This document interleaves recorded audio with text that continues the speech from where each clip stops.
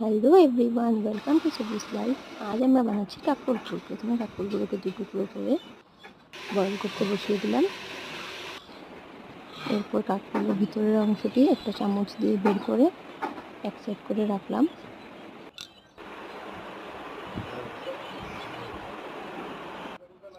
এরপর পেঁয়াজ, রসুন, কাঁচা লঙ্কা ছোট ছোট করে কেটে নিলাম। কেটে কড়াইয়ে তেল দিয়ে দিলাম। এবার পেঁয়াজটা ভাজতে দিয়ে দিলাম। আর একদিকে আমি কাঁকরোলের অংশটা রসুন এবং কাঁচা লঙ্কাটা পেস্ট করে নিলাম। এবার পেঁয়াজটা ভাজা হয়ে গেলে সেই পেস্টটা এটার মধ্যে দিয়ে দিলাম।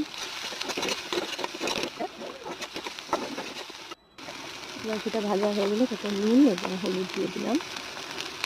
হলুদ দিয়ে সেটা সর্ষে পাউডার আমি গুলিয়ে রেখেছিলাম আগে থেকে, সেই সর্ষেটা দিয়ে দিলাম এটার মধ্যে।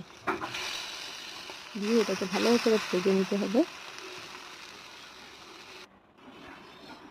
তারপর সেই ভাজাটা কাঁকরোলের ভিতরে ঢুকিয়ে দিয়ে রেডি করে নিলাম সবকটা।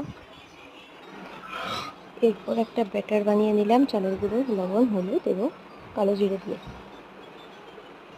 এবার সেই কাঁকরোলগুলোকে ব্যাটারের মধ্যে চুবিয়ে